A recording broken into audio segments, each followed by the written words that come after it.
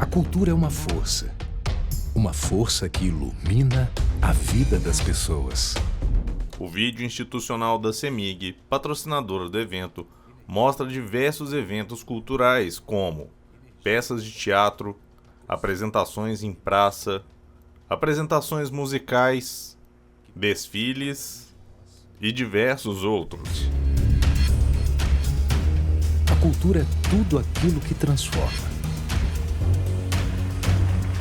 A CEMIG, maior incentivadora da cultura de Minas, aplaude de pé este espetáculo.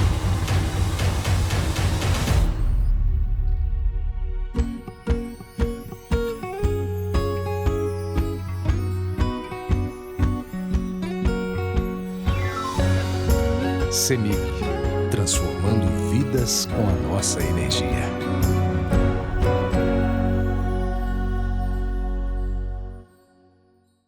O autor Ricardo Aleixo entra no palco recebendo as palmas da plateia. Ricardo é um homem negro, calvo e de barbicha grisalha. Ele usa um óculos de hastes pretas e veste uma camisa de manga longa, azul com listras brancas. Boa noite.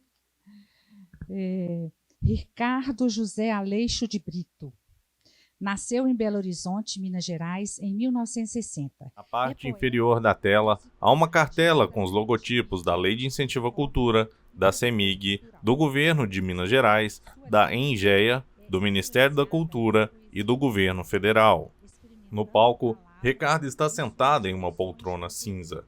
Ao seu lado direito, há uma pequena mesa de pernas de metal preto e um tampo de madeira redondo. Atrás dele, há 4 cartazes do Sempre um Papo em cor verde com a logo branca. Questões sociais também estão presentes em seus poemas, valorizando a memória e identidade afro-brasileiras, com referências ao sagrado de matriz africana, à cultura pop e ao cinema. Em 2021, foi considerado doutor por notório saber pela UFMG. O Sempre um Papo tem viabilização por meio do patrocínio da CEMIG e ENGEA, via Lei de Incentivo à Cultura, Ministério da Cultura, a Lei Rouanet. Quero agradecer à Biblioteca Pública Estadual de Minas Gerais por liberar o espaço para acontecer nosso evento. Agradeço o Hermes Araújo, nosso intérprete de Libras. Ricardo falará sobre envelhecência e criatividade, elementos que permeiam seus trabalhos mais recentes. Com vontade, Ricardo. Obrigado. Boa noite a todas as pessoas visíveis e invisíveis. É uma alegria imensa estar aqui, porque a Biblioteca Pública Estadual faz parte da minha formação. Curiosamente, não como leitor, eu não frequentei a biblioteca como leitor. Eu frequentei como funcionário durante os anos de 1988 e 89. Eu fui um dos funcionários que ajudaram na instalação do acervo ligado à cultura afro-brasileira, que foi doado pela família Pimenta, uma família muito importante na militância negra em Belo Horizonte. O patriarca da família, Coronel Antônio Carlos Pimenta, ele era um grande pensador da questão racial brasileira desde os anos 20, e ele doou, por comodato, para a Biblioteca Pública um acervo de mais de 600 volumes. E eu fui um dos funcionários designados para fazer a catalogação desse acervo, um acervo muito importante que tinha desde os africanistas, como os africanistas da virada do século XIX para o século XX, Manuel Quirino, Nina Rodrigues, até as gerações seguintes de estudiosos do Brasil, como Gilberto Freire, Paulo Prado. Foi aqui que eu conheci a obra de Abdias do Nascimento, Carolina Maria de Jesus, e porque durante muito tempo, o período de catalogação desse acervo, não era permitido o acesso do público. Então, eu acelerava o trabalho de catalogação para ter algum tempo livre. Na plateia, um espectador acompanha atentamente a fala de Ricardo. Tinha dia que eu lia 3 livros, e li os livros do acervo geral da biblioteca referentes à cultura negra e a outros campos. Então foi aqui que eu pude ter pela primeira vez acesso a um número muito grande de filosofia que eu lia desde muito moço. Eu gostava de ler filosofia, história, antropologia, sociologia. Então aqui é um pouco a escola da qual eu decidi. Isso é uma anedota pessoal, né? Eu saí da escola aos 18 anos para poder ter tempo de estudar. Porque eu continuo sustentando, mesmo hoje como professor, eu continuo sustentando que a escola é o que a gente tem ainda de mais próximo de um campo de concentração, de um presídio, e não exatamente porque os profissionais da educação decidem que assim tem que ser. Estou apenas repetindo, com outras palavras, uma frase do saudoso Darcy Ribeiro, no tocante à crise da educação no Brasil ser não exatamente uma crise, mas um projeto, e um projeto muito bem sucedido, né? Bom, eu estou aqui cumprindo um papel duplo, que é o de conversar comigo mesmo, que está longe de ser um problema, porque o meu querido amigo Afonso Borges teve um problema ao qual ele precisou se dedicar, e aí me pediu: você pode conversar consigo mesmo? Eu não faço outra coisa. Eu tenho, já desde a adolescência, eu tenho essa prática de falar comigo mesmo, de ir para um canto da casa e ficar falando. E quando eu me tornei um profissional da literatura e da arte, isso me ajudou muito. Eu ficava dando entrevistas para mim mesmo durante muito tempo e lançava perguntas complexas para ver como me sairia. E isso ajuda muito ainda hoje, porque quanto mais eu caminho, mais eu me encontro com o bicho do mato que eu jamais deixarei de ser. Eu tenho eu tenho um tanto daquela inibição que dizem ser típica da gente montanhesa, e tenho as questões pessoais mesmo. Muitas vezes eu não consegui dizer bom dia. Alguém me diz bom dia e eu não sei o que responder. Qual é a frase que se diz quando alguém diz bom dia para a gente? Bom, então, quando o Afonso me ligou já no final da tarde dizendo que não estaria aqui, eu me vali de um texto que eu escrevi no ano passado para uma revista lançada pelo Sesc Rio. Eu participei de um evento sobre acessibilidade. Na verdade, não era sobre acessibilidade, era um evento sobre os sentidos. Pessoas de diversos lugares do Brasil e do mundo participaram, e tive a alegria de participar de um debate. Eu ofereci uma oficina e participei de um debate com uma pessoa que se tornou minha amiga nos últimos anos, que é Maria Stockler Carvalhosa. É uma jovem de 22 anos, acho que é isso que ela tem agora, e que aos 13 anos ficou cega dos 2 olhos.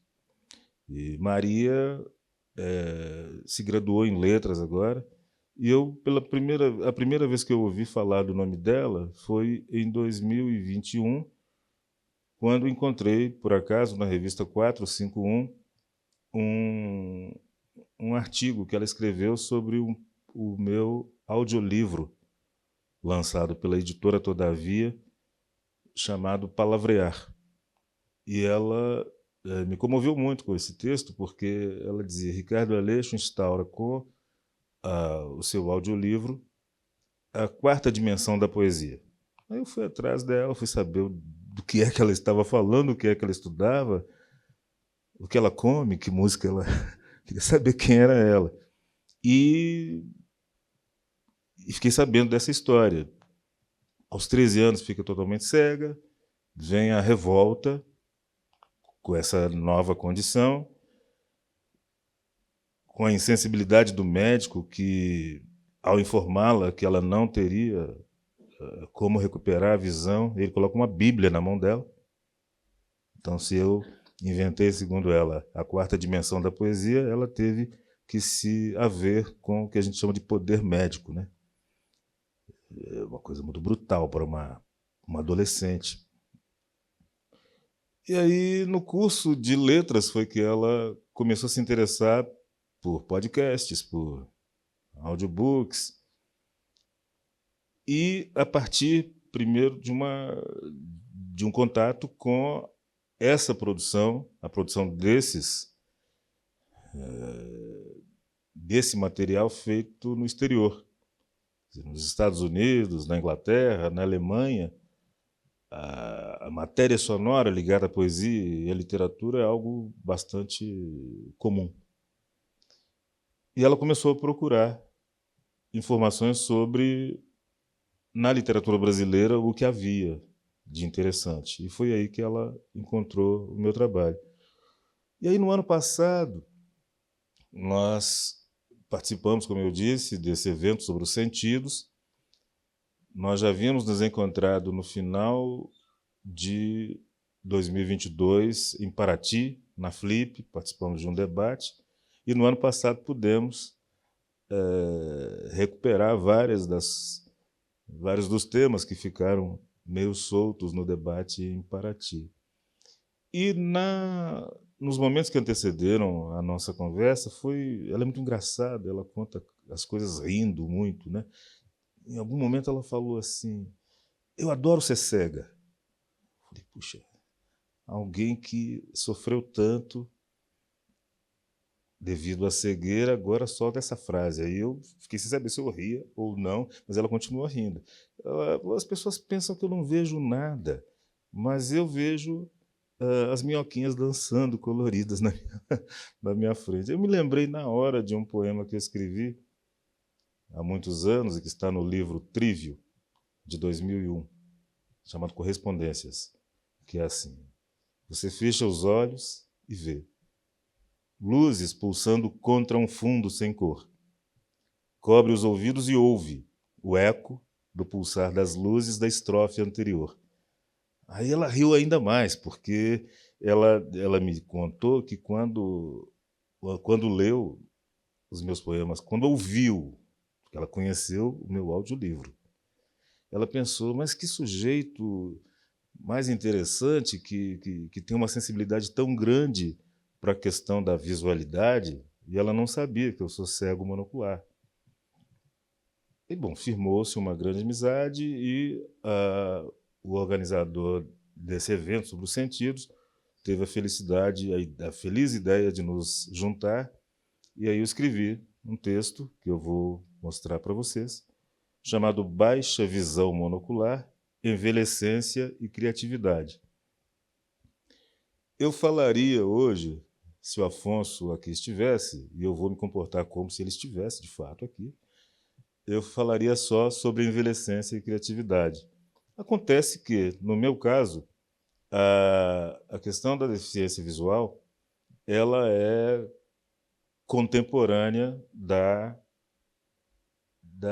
questão da criatividade. Eu começo a escrever, a fazer música, a desenhar, a fazer tudo que eu faço ainda hoje, no mesmo ano em que eu perco a visão do olho direito. Então, essas três circunstâncias, elas andam juntas todo o tempo. E o texto tenta dar conta disso. Foi um primeiro movimento que eu fiz, no sentido de pensar de modo mais extenso a questão da passagem do tempo, que é fundante no meu trabalho, porque eu sou filho de gente longeva. Meu pai morreu com 97 anos, minha mãe com 91, o que me dá algum conforto para pensar que eu posso preparar as novas etapas da minha vida sem o desespero que, em geral, toma conta das pessoas quando pensam que já não têm 15 anos, 18 anos, 21 anos. Eu vejo gente que participa das minhas oficinas, que já está às voltas com o terrível problema da chegada dos 30 anos. Espectadores assistem atentamente. E, bom, eu creio que ter convivido com essas duas pessoas maravilhosas que foram Américo e Íris me ajudou a entender o fluir do tempo de uma outra perspectiva. Eu me lembro de chegar, eu morava... Hoje eu moro na casa que era dos meus pais. Eu morava perto, os visitava sempre e ficava... Nós fomos sempre muito apegados fisicamente mesmo, muito abraço, muito carinho. Eu me sentava perto do meu pai, colocava a cabeça às vezes no ombro dele, ou passava a mão no rosto dele e falava: pai, o senhor é velho, hein? Ele falava: velho é Matusalém. Ou dizia assim: para lá você vai, se tudo der certo. Então eu pude construir uma relação e uma reflexão com a ideia do envelhecimento muito serena, porque se eu comparo, até em termos pragmáticos mesmo, se eu comparo a vida que eu vivo hoje com a que eu vivi aos 18, aos 20 e poucos anos, não tem comparação. Eu continuo fiel ao garoto que eu fui. Eu sou um pouco como aquele personagem, como o Eduardo Marciano, do Encontro Marcado, que se encontrar, ele afirma que se encontrar o garoto que ele foi, ele vai estender a mão e dizer: eu não te traí. Eu, de fato, não me traí, não pretendo me trair, nem me distrair em relação àquilo que eu considero a minha missão aqui, como artista, como pessoa. E pude construir, e é isso que eu conto um pouco nesse texto aqui, uma relação para além do conforto que me traz a relação com o fluir do tempo, uma relação de reflexão e de inserção desse tema no meu trabalho de criação. Tanto que o próximo livro, a ser lançado no próximo sábado, considerem-se já convidadas,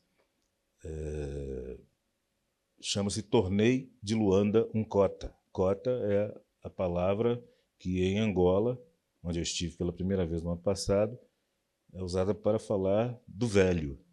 O velho que tem outro papel na sociedade que não o papel a que são relegadas as pessoas com mais de 30 anos no Brasil, né? Então é toda uma ressignificação da existência a partir não de uma presunção de sabedoria, porque eu, como eu gosto de falar, eu respeito o diabo não porque ele é velho, mas porque ele é diabo. Quer dizer, o tempo de vida não confere sabedoria a ninguém. Mas o modo como cada pessoa se relaciona com esse tempo vivido e com os tempos vividos pelas pessoas com as quais ela se relaciona, daí sim pode advir o que a gente chama de sabedoria. Então eu quero fazer um convite a vocês, que é o de tomarem esse texto, que é breve, como um convite à conversa. Eu realmente, apesar de gostar de conversar sozinho, gosto muito mais de ouvir a voz alheia. Até porque eu acho que essa prática de conversar sozinho não é algo que interessa só a mim. Eu acho que todo mundo tem aquele momento em que fala consigo apenas. E esse momento é de reaprendizado da palavra pública, não é? Depois dessa dupla catástrofe que a gente viveu, Bolsonaro mais pandemia, acho que toda a oportunidade de conversar, ela precisa ser aproveitada.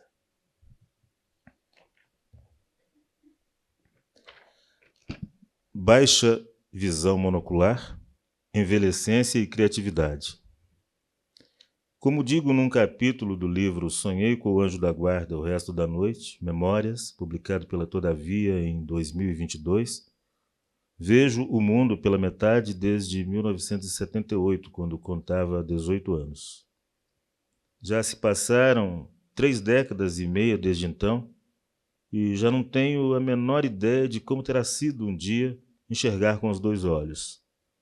Passada a fase crítica dos 18 aos 21 anos, quando fui submetido a 3 cirurgias tão invasivas quanto inúteis, minha vida seguiu por um longo tempo sem que eu nem mesmo atribuísse grande importância ao fato de ser monocular, palavra que conheci há não mais que 5 ou 6 anos. É certo que incomodavam-me a notável diferença de cor de um olho para outro. A autonomia do meu olho cego, o direito, não tenho qualquer controle sobre ele. E pior, a total e perversa naturalidade com que muitas pessoas faziam piadas com a minha condição visual. Motivado por sei lá qual força interior, eu fazia cara de nem te ligo para esses pobres de espírito, expulsava-os da mente e continuava a dedicar o melhor do meu tempo à criação artística e literária e aos estudos de literatura, música, cinema, artes visuais, arquitetura e urbanismo, filosofia, história, semiótica, antropologia, culturas africanas e afrodiaspóricas e o que mais chegasse às minhas mãos. Sem contar com a ajuda de algum possível mentor, distante da universidade e, portanto, da possibilidade de interlocução crítica e criativa com outros jovens aprendizes de feiticeiro, fiz do apoio incondicional do meu pai, Américo, e da minha mãe, Iris, bem como das conversas diárias com a minha única irmã, Fátima, que se graduara em letras na UFMG, a base segura de que eu necessitava para afirmar um compromisso de vida inteira com a arte e o pensamento. Não vivi nem um único minuto de dúvidas quanto ao caminho a seguir, sempre com disciplina, obstinação e autoconfiança. Tríade sem a qual inteligência e criatividade não representam grande coisa.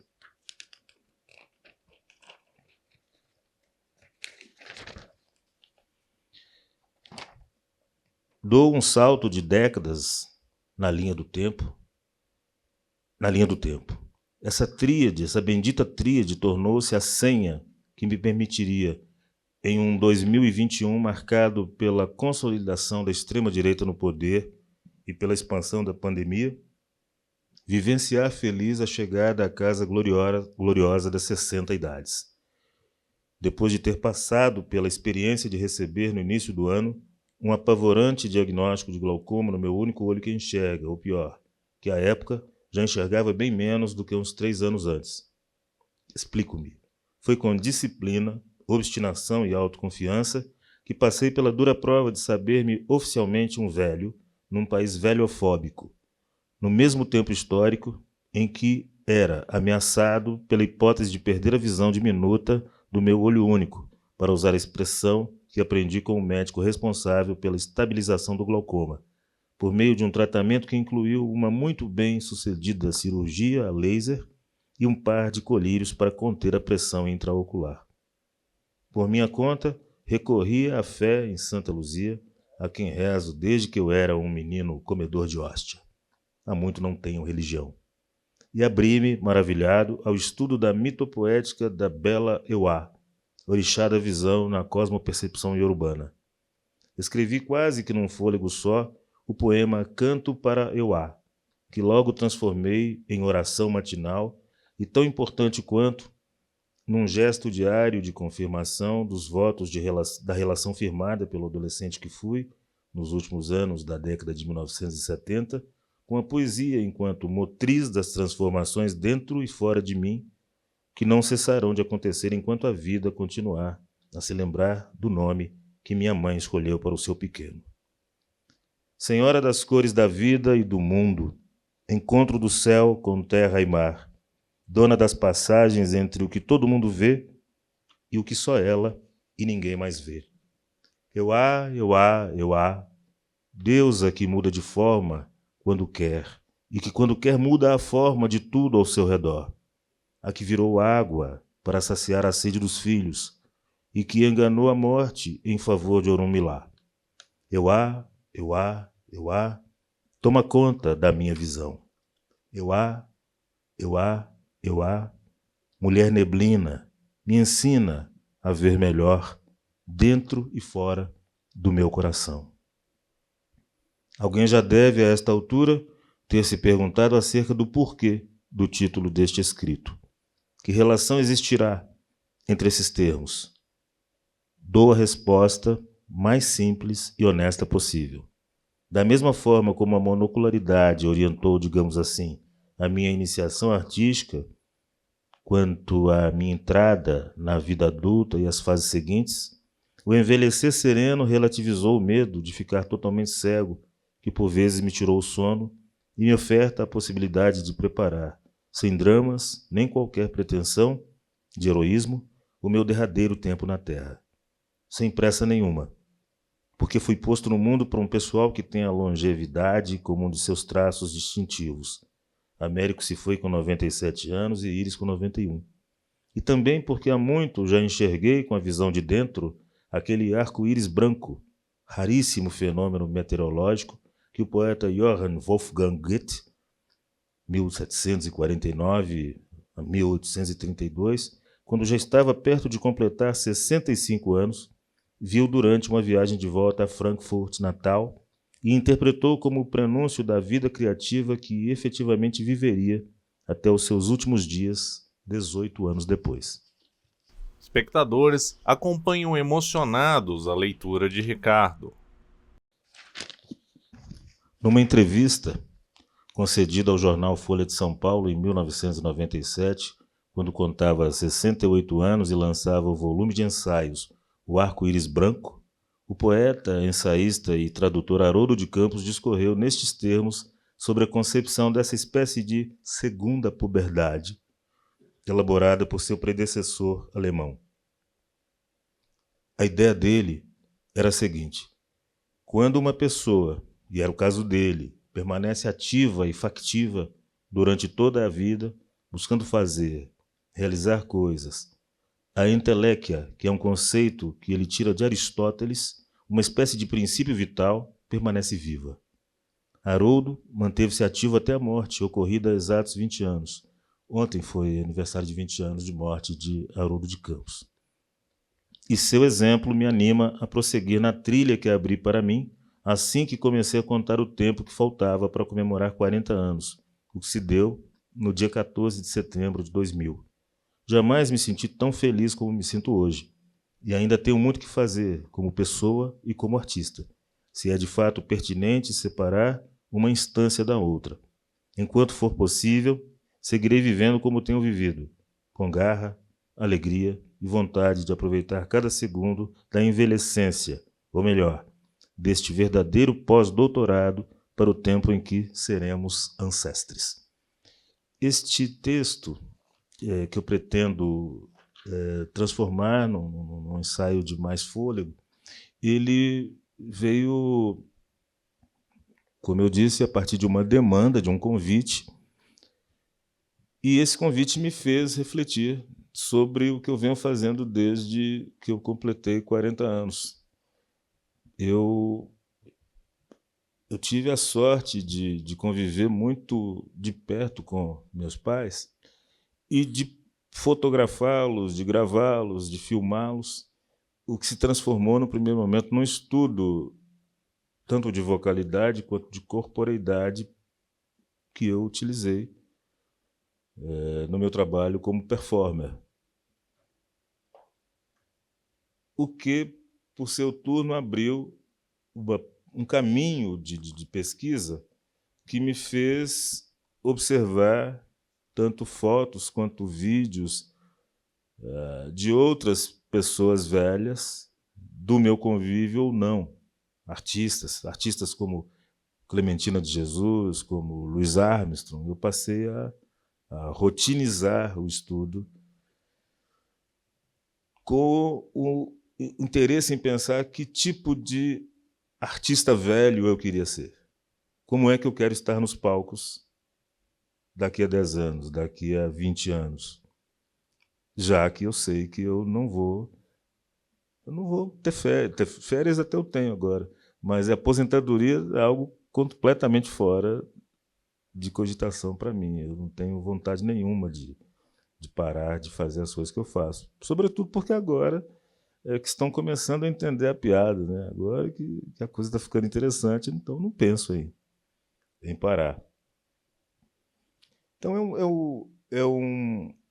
o que eu li para vocês aqui, o que eu estou falando agora, é parte de uma poética que num país e num mundo em que todo o tempo nós somos atravessados pelo elogio da juventude, e da juventude como marca publicitária, comercial, não é? Quer dizer, hoje os políticos eles se gabam de ser o vereador mais jovem eleito para não sei onde, não sei quem é mais jovem, quer dizer, só que a juventude acaba, né?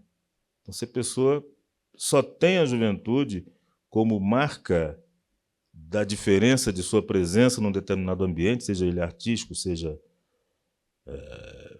político, me parece que é pouco.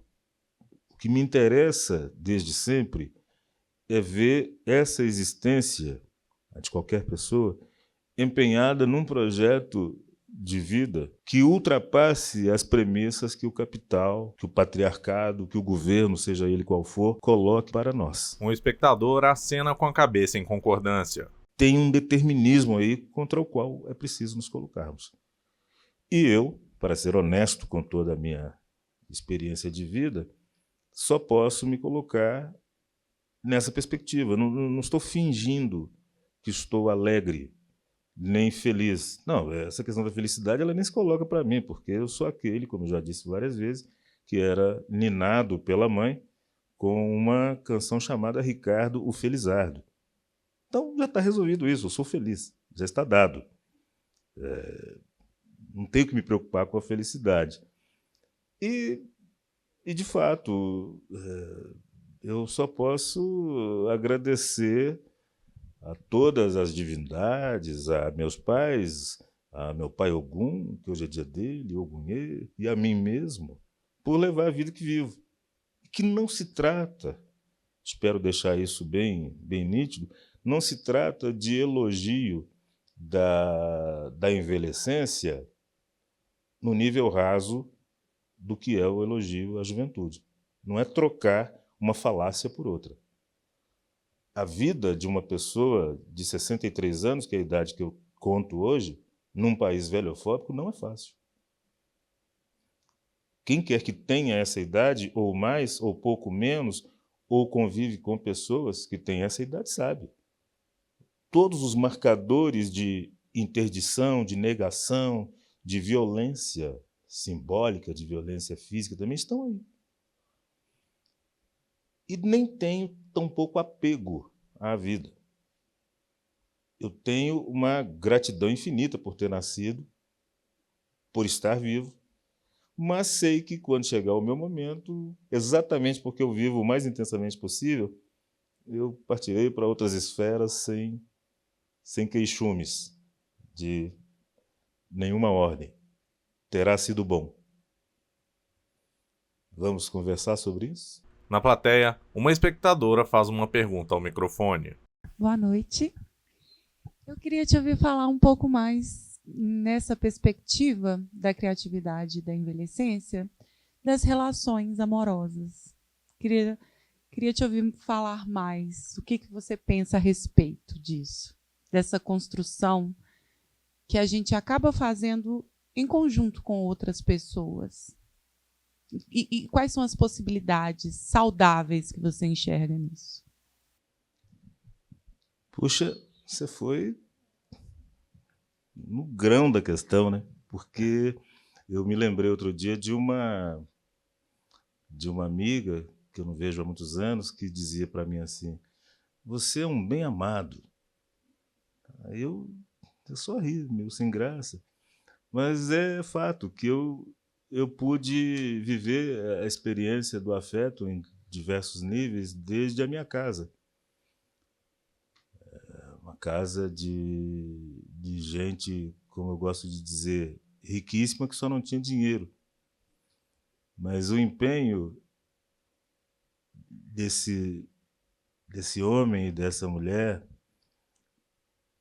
de nos fazer, a mim e a minha irmã, entender que o mundo era algo possível, que a vida era o que tínhamos e a tínhamos em abundância. Agora, o mundo, com suas questões materiais, as questões de sobrevivência, cada vez que eu fico muito comovido quando eu penso no esforço do meu pai e da minha mãe para nos fazer constituir uma imaginação, um imaginário que não nos permitisse nos prendermos à noção de precariedade quase absoluta. Quer dizer, me dou conta, cada vez que eu converso com minha irmã, ou que eu me lembro de algo, o quanto estivemos sempre muito perto da miséria. Na plateia, uma espectadora acompanha concentrada a fala de Ricardo. Mas o meu pai e a minha mãe, eles não nos deixaram perceber isso, não porque nos enganassem, mas porque o que eles tinham de melhor, eles colocaram ao nosso dispor. Então, tudo que eu depois estudei, e que as pessoas acham que eu estudei sozinho, eu já tinha estudado em casa. Foi vendo os dois lendo. Eu achava impressionante aquilo. Essas pessoas estão com um objeto, não tinha livro em casa, mas tinha revista ou jornal. Li com os olhos pousados sobre aquele objeto estranho. Eu quero isso também. Eu já gostava de ficar calado, então eu achava muito bonito aquilo. E nós, minha irmã e eu, fomos alfabetizados em casa. Então, meu pai, um horário como esse, assim, a gente já estava começando a ter sono. Mas ele chegava, tomava banho, colocava cada um numa perna e lia para nós em espanhol, cantava em inglês, contava casos da infância dele. E quando nos alfabetizou, ele comprou uma coleção de livros e começou a cobrar de nós leitura em voz alta. Então, até por volta dos 30 e poucos anos, a única formação que eu tive em técnica vocal ou oratória foi essa vivida em casa. Já estou falando de criatividade, e de criatividade repassada aos filhos pequenos por um casal maduro. Quando eu nasci, meu pai tinha 50 anos e minha mãe tinha 42, essa idade que ainda hoje é tabu para boa parte das mulheres. Então, o que esse casal fez? Não perdeu nenhuma oportunidade de nos deixar saber que éramos fruto de um desejo de cada um de nos ter. Então, amor não entra na minha sensibilidade como uma palavra, entra como vivência, como trabalho do amor.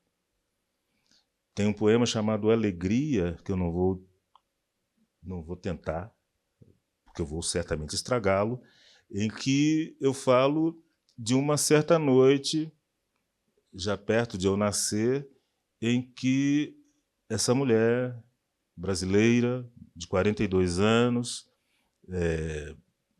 uma noite talvez chuvosa, ela pensava com preocupação no que seria ter mais um filho, mas estava decidida a não perder por nada deste mundo seu minúsculo peixe vivo. Esse é o verso final. Então, eu sou fruto desse contexto de realização da vida nas suas pequenezas, né? De fazer com que o que eles fizeram, e que cada vez fica maior na minha cabeça, na minha memória, não é só nos afastar o nosso pensamento do ruim da vida, mas é ter certeza de que aquilo que conduziu um ao encontro do outro era algo transmissível, em termos de experiência, porque estou falando de um casal que se reencontra na maturidade. Eles namoraram quando eram jovens. Ele tinha 23 e ela 16 anos. Não deu certo. Os dois de Nova Lima. Ele se casou com outra mulher. Tiveram um filho. Ela morreu. O filho morreu na sequência. Minha mãe não tinha se casado. Então, quando eles se reencontram, os poucos pertences que cada um tinha coincidiam as coleções de revistas, coleções antigas de revistas de diversas décadas. E o argumento para preservarem essas coleções era o mesmo, para os filhos que eu vier a ter um dia. Então, isso é muita fé na vida. Eu tenho 50 anos e ainda vou me casar, ainda vou ter filhos. Eu tenho 42 anos e vou me casar e vou ter filhos. E vou amar muito esses filhos. Então, a experiência do amor, ela sempre foi, para mim, algo muito, muito natural. É assim, algo como respirar, né? E é algo que é constitutivo do que eu sou hoje, porque estou perto de me mudar agora. A gente viaja, a minha companheira Natália e eu, nós vamos nos mudar para nós vamos passar uma temporada longa nos Estados Unidos. A gente viaja já no mês que vem. Eu não tinha plano nenhum, viajo muito, mas não tinha plano nenhum de morar em outro país. E só vou fazer isso por amor, porque o meu acordo com ela, desde o início, eu posso te acompanhar a qualquer lugar onde tenha internet boa, com conexão boa. Porque eu trabalho muito todo o tempo, mas eu me vejo mesmo como um grande vagabundo. Eu trabalho até dormindo, mas eu gosto dessa condição de poder fazer as coisas no avião, de poder fazer no quintal. Eu não tenho que ter um escritório. E a Natália, ela conquistou uma bolsa muito importante, outorgada pela Fundação Fulbright, para fazer o doutorado sanduíche nos Estados Unidos. Então, eu vou lá, vou acompanhá-la. Vou levar o escritório para lá. E estou falando disso porque significa ter encontrado alguém que a palavra companheira define bem. Como vocês sabem, companheiro, companheira, aquela com quem se comparte o pão. E o que eu vivo é isso, é um compartilhamento do melhor da vida, que é a criação, que é a reflexão intelectual, que é a indignação com o ruim do mundo. Eu só posso dizer que eu acredito.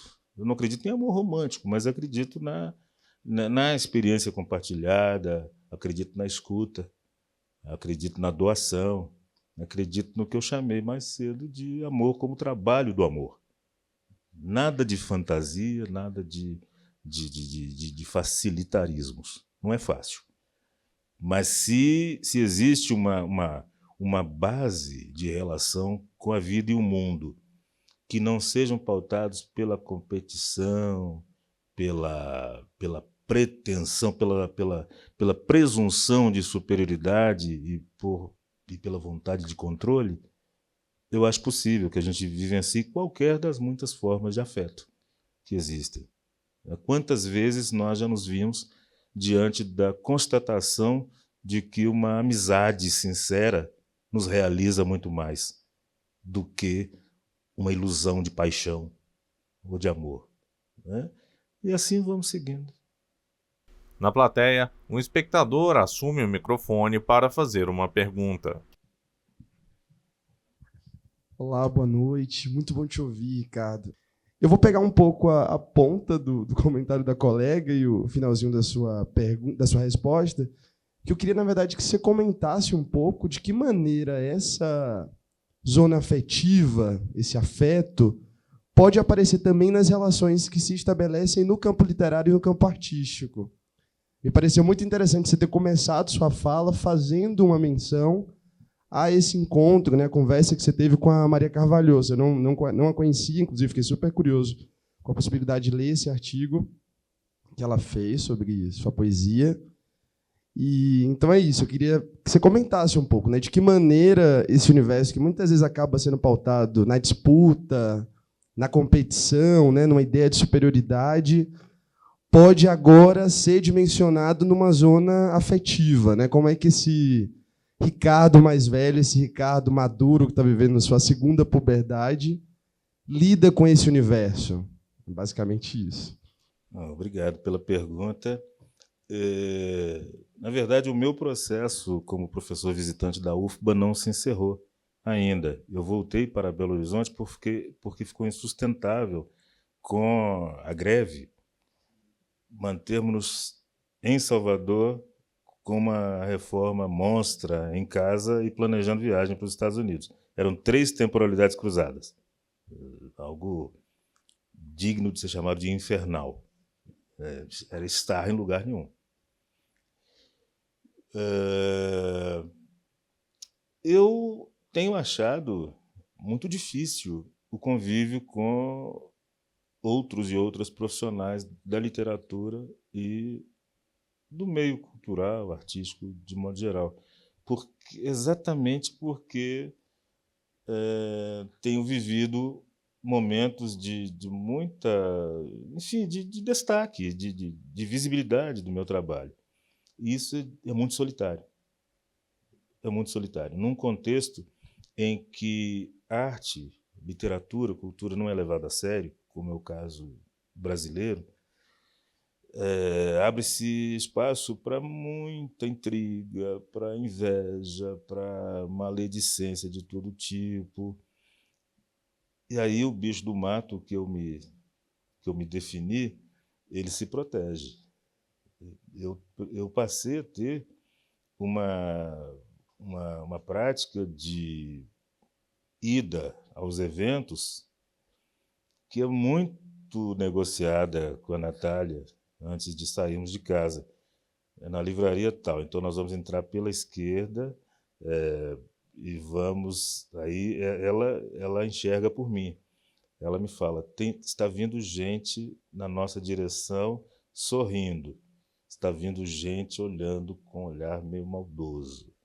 Aí, se ela conhece a pessoa, ela fala, é o fulano que está ali. Porque eu só tenho visão frontal. Então, ela vai me indicando, aí a gente em geral vai de óculos escuros, e na hora de sair, a gente simplesmente vamos. Porque eu gosto muito do contato com as pessoas, mas algumas são muito agressivas, especialmente em Belo Horizonte. Em Salvador, eu me sinto muito acarinhado pelas pessoas, gente que me para na rua para conversar, para pedir para fazer uma foto, pede autógrafo, isso no Rio, em São Paulo, qualquer lugar. Mas aqui, eu não sei se pelo fato de eu ter nascido aqui, as pessoas se sentem no direito de desabar em cima de mim. Há pessoas aqui, estamos, Natália e eu, num lugar, a pessoa se coloca entre ela e eu, como se ela não existisse, muitas vezes. E eu estou falando de pessoas do meio, eu não estou falando de pessoas que são leitoras e que admiram o meu trabalho e querem fazer contato, não. Essas aí, elas sempre são muito cuidadosas. Até porque quem conhece a minha história pessoal tem cuidados como o de evitar chegar por trás. As pessoas chegam pela frente, exatamente pela questão da acuidade visual. As pessoas chegam e se apresentam, né? Eu sou fulano, não sei o quê. Mas no meio, eu já não tenho convívio praticamente. Posso contar nos dedos com quantas pessoas do meio literário, do meio artístico eu convivo. De visitar a minha casa, de eu visitar a casa das pessoas. Na plateia, um espectador acompanha a fala de Ricardo. E lamento dizer, mas não sinto falta, não. Porque há situações de muita agressividade mesmo. É um pouco como se eu tivesse alguma dívida com essas pessoas que não caminharam tão bem. E eu não tenho culpa nenhuma com relação a isso. Eu tenho lido muito, relido muito o meu currículo e, por vezes, me vinha a sensação de que dediquei muito mais tempo do que deveria às demandas coletivas. Não foi muito mais tempo, não. Dediquei o que eu podia. E foi bom. Há um número muito grande de pessoas que me diz foi graças ao evento que você organizou que eu pela primeira vez pude dizer meus poemas em público. Isso me agrada muito. Agora, eu estou dizendo tudo isso porque acho que há uma desistência por parte de muitas das pessoas que querem se dedicar ao ofício literário ou à criação artística, um pouco desistência no sentido da luta cotidiana que qualquer trajetória implica. Você tem que sair do lugar. Você tem que ter projeto. Tem que saber o que se quer. E das cidades todas, por onde circulo, é aqui que eu vejo uma maior debilidade nesse sentido, pouco empenho na luta pelo estabelecimento de espaços coletivos. Acho é típico do momento em que a gente vive, mas é algo que não me atrai para o convívio. Agora, eu sou um pessimista de saída, né? Eu sou sempre pessimista, acho que tudo de ruim pode acontecer, e isso me ajuda a deixar espaço para o respiro do otimismo. Acho que o individualismo, acho que essa sede por fazer sucesso imediato, acho que isso tudo reflete o tempo que nós vivemos.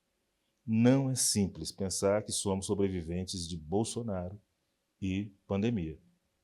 Isso tudo nos afetou mais do que gostaríamos de imaginar. E, obviamente, momentos mais ricos em termos de dialogismo, em termos de confecção coletiva de um pensamento e de uma prática acerca do nosso país, isso pode surgir a qualquer momento. Há sinais de que isso pode surgir. Mais alguém quer falar alguma coisa? Você quer fazer um fechamento? Façamos o fechamento. Porque no final aqui nós vai ter a venda dos livros ali e o autógrafo. Tá bom, gente? Bom, quem sabe eu digo um poema.